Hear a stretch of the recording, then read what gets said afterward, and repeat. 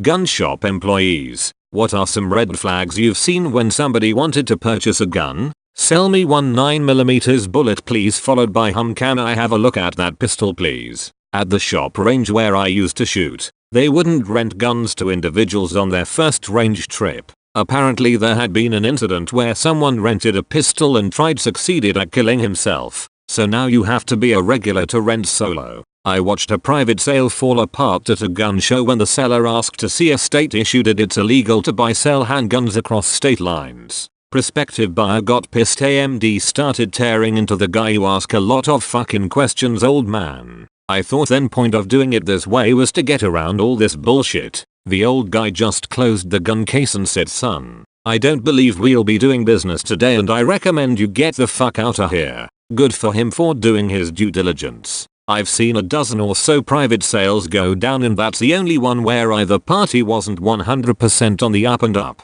Not me, but when I worked at Cabela's, a co-worker at the gun counter had a customer in the process of purchasing a gun and the guy turns to his friend and says, what do you think the best caliber bullet is to kill a person with? Co-worker was like, nope, and cancelled his transaction. I had an FFL license in the early 2000s and would transfer guns bought off the internet for people from my home. This guy buys a 9mm off gun broker and calls me to get it shipped in. His gun comes in and I call him. He shows up and I give him the yellow paper to fill out and ask for 2 forms of it. Really? You're gonna do the check? He says, you know what? Why don't you just leave right now, dude? I say. He starts yelling and screaming at me in my own home because I wouldn't give him the gun he bought off the internet. I called the police and he left. Later find out the guy was wanted on like 5 felony assault warrants. Not an employee, but I was at a gun store and some guy was looking at pistols. He asked which gun would do the most damage to a human head. Cops got called.